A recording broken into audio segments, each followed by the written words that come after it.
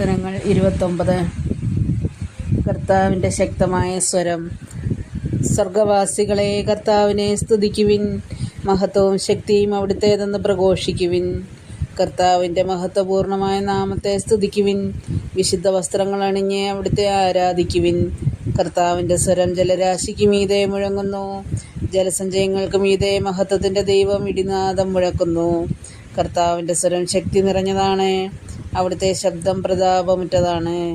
കർത്താവിൻ്റെ സ്വരം ദേവദാരുക്കളെ തകർക്കുന്നു. കർത്താവ് ലെബനോനിലെ ദേവദാരുക്കളെ ഓടിച്ചു തകർക്കുന്നു. അവിടുന്ന് ലെബനോനെ കാളക്കുട്ടിയെ പോലെ തുള്ളിക്കുന്നു, സീറിയോനെ കാട്ടുപോത്തിനെ പോലെയും. കർത്താവിൻ്റെ സ്വരം അഗ്നിജ്വാലകൾ പുറപ്പെടുവിക്കുന്നു.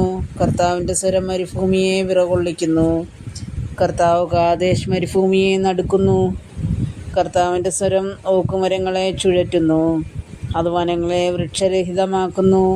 അവിടുത്തെ ആലയത്തിൽ മഹത്വം എന്ന് എല്ലാവരും പ്രഘോഷിക്കുന്നു. കർത്താവ് ജലസഞ്ചയത്തിന് മേൽ സിംഹാസനസ്ഥനായിരിക്കുന്നു. അവിടുന്ന് എന്നേക്കും രാജാവായി സിംഹാസനത്തിൽ വാഴുന്നു. കർത്താവ് തൻ്റെ ജനത്തിന് ശക്തി പ്രദാനം ചെയ്യട്ടെ. അവിടുന്ന് തൻ്റെ ജനത്തെ സമാധാനം നൽകി അനുഗ്രഹിക്കട്ടെ.